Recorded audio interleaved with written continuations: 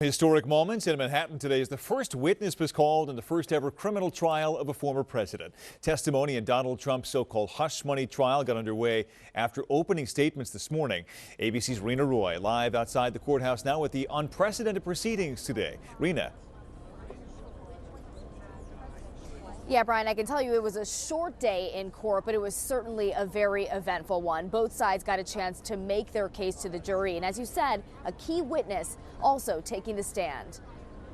A historic day in a lower Manhattan courtroom with opening statements in the hush money trial of former President Donald Trump.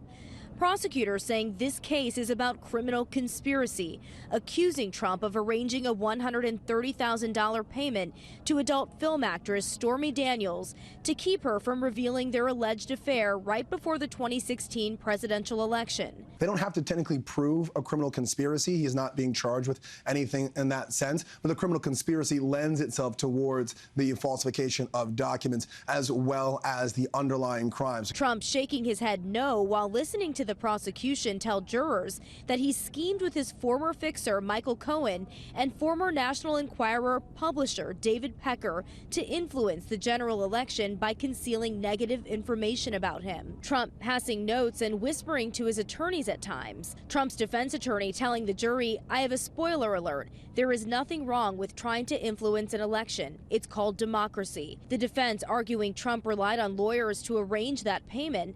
Trump has long denied the affair and any wrongdoing. He's pleaded not guilty to the charges. It's a case as to bookkeeping. You pay a lawyer, he's a lawyer, and they call it a legal expense. That's the exact term they use, legal expense. Prosecutors calling Pecker as their first witness. He once called Trump a personal friend, flashing a smile as he took the stand.